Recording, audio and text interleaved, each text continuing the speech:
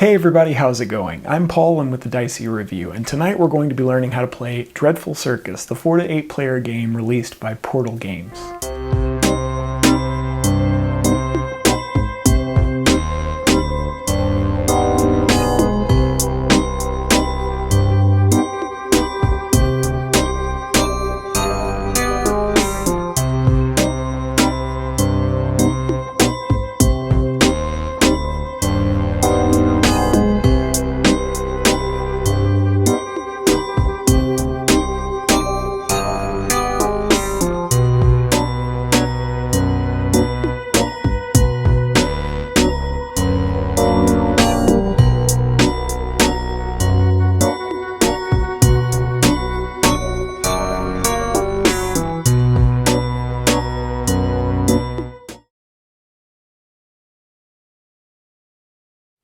Dreadful Circus comes with all of the components that you see here, including 8 cardboard wagons, 8 player screens, a contracts bag, 48 total coins, 5 achievement tiles, 63 total circus cards, 55 contracts in 5 different types, and first and second seller tokens. The cards are separated into 2 different types: attraction cards, which have a tent in their upper left corner, and performance cards, which have a hat in their upper left corner.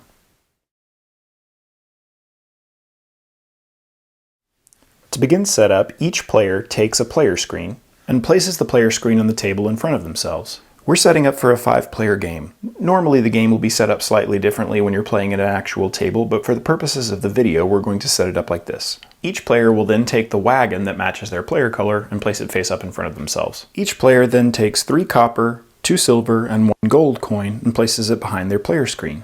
Next, place all of the contracts in the contracts bag, and give each player 6 random contracts that they can place behind their player screen. Make sure and place the contract bag near the play area within reach of all players. Now you'll prepare the deck based on how many players are in the game.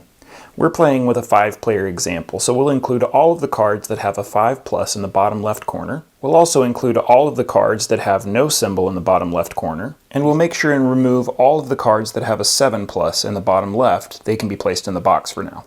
Then shuffle all the cards together and place them within easy reach of all players. Then, depending on the player count, each player will be dealt a number of cards. In our 5-player game, each player will be dealt 8 cards. And it's unlikely, but if a player doesn't draw an attraction card in their starting hand, they'll need to be dealt a new set of cards. To reduce randomness in the game, you can also use an included draft variant in the rulebook. After setup, after gaining your initial hand of cards, each player can one at a time select one of the cards from their hand, place it face down in front of themselves, and then pass their hand of cards to the player to their left. They would then repeat this process until each player has selected all of their cards to start the game with. After everyone has drawn their cards, each player will select 1 attraction card to place face up in front of their player screen. This starts each player's tableau. The player who most recently visited a circus gets the first seller token, or this can be chosen randomly. And in a 5 to 8 player game, there's also a second seller, and the person seated directly across from the first seller will become the second seller. There's a diagram in the rulebook that helps clarify which token each player should get. After this has been done, you're ready to play. Dreadful Circus is played over a various number of rounds, and the game will end once each player has 3 circus cards left in their hand. Each round is made up of the following steps. First, each player with a seller token will choose one of the cards from their hand. After each player with a seller token has selected a card from their hand, they'll place them face down in the middle. Make sure and place them away from the other player's cards so as not to confuse them with players' tableaus. After the cards are placed in the middle of the table, simultaneously reveal both sellers' cards. These cards are known as the offers and can now be bid on by other players at the table. Now each player will simultaneously collect a bid for one of the 2 cards in the middle. Each player must bid for one of the cards on offer. And to do this, players can secretly place any number of coins and/or contracts into their wagon container. And once they've done this, they would cover their wagon container with the lid and then place that offer next to the card that they want to bid on. It's also important that players keep their bids secret from all other players. And if at all possible, players have to place at least 1 contract or 1 coin into an offer. If the player absolutely has no coins or contracts available, they can bid with an empty wagon. It's also important to note that bids aren't placed in any specific order, and a player can move their bid between one offer or the other until the last wagon is placed. Once the last wagon is placed, players can no longer move their bids between offers. It's also important to note that a seller can never bid on their own offer, so in this example, this player was unable to bid on this card. So it's important to note that in a 4-player game where there's only one seller, the seller doesn't place a bid. In 5 to 8-player games, the sellers have to bid for the other seller's offers. Now in this game, negotiation isn't just encouraged, it's almost a necessity. Make sure that the other players know that your bid is by far the best, that they absolutely need what's in your wagon. This will help ensure that you get the cards that you want and maybe also keep your opponents from gaining an advantage. Next, the offers are resolved, and this starts with the first seller. To resolve their offer, the first seller would select one of the wagons next to their card, and they would then secretly inspect the contents of the bid they've selected. If the bid was accepted, the seller would take all of the contents of their wagon and place it behind their player screen. The empty wagon would then be returned to its owner, and the card would then be given to the player who won the bid to play at the end of the round. If the bid is declined, then the seller would return the wagon with all of its contents to the wagon's owner, and once declined, that bid is no longer available to the seller. The seller would then choose another available wagon and check the contents to see if they would like to accept that bid. If all bids for an offer are checked and declined, the card is simply discarded and no one gains it. After the first seller has resolved their offer, the second seller would then resolve their offer in the exact same way. After both of the offers have been resolved, any player who didn't win a bid can return their coins and their contracts behind their player screen. Then, any cards that were purchased are now played, starting with attraction cards. Any attraction card that was won by a player can now be placed in their tableau, where it will remain until the end of the game. These cards will remain there until the end of the game unless they're moved or discarded by specific game effects, and they'll have effects that are permanent or can affect scoring. Next, any performance cards that were purchased are now played, and when performance cards are played, their effect is used immediately and then the card is discarded. For instance, this card would allow a player to spend 1 or 2 silver to draw 1 or 2 contracts from the bag and place them behind their player screen without revealing them. It's important to note that for timing purposes, if 2 performance cards are bought, players would resolve the first seller's card first and then the second seller's card second. Players would then check to see if each player has exactly 3 cards left in their hand. If they do, then players would proceed to scoring. Otherwise, sellers would pass their seller tokens to the player to their left, and then a new round would begin.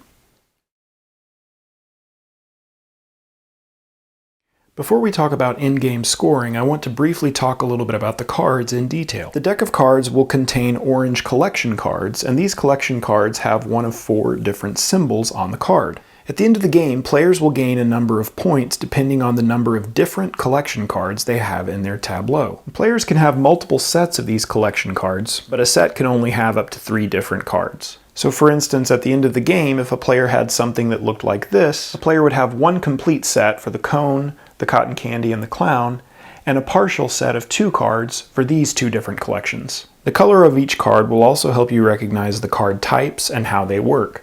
Red cards are cards that interact with other players. Orange cards are the collection cards that we've just talked about. Blue cards will have various game-related effects. Yellow cards are coin-related cards. And then the gray, purple, pink, green, and teal cards are all different contract cards for each of the 5 different contracts. These cards will count as additional contracts for set scoring at the end of the game. Once each player only has 3 circus cards left in their hand, the game will end, and then you'll go into end-game scoring. First, each player will have 1 chance to play 1 attraction card from their hand if they wish. After all players have had a chance to do this, any remaining cards would be discarded. Then each player will reveal any of the coins and contracts they have behind their player screen, and scoring will commence. First, a player would gain 1 victory point for each copper, 2 victory points for each silver, and 3 victory points for each gold coin that they have. And then players would get victory points for their contracts. If a player has the most of any one contract type, they would gain a 4 victory point bonus for that type of contract.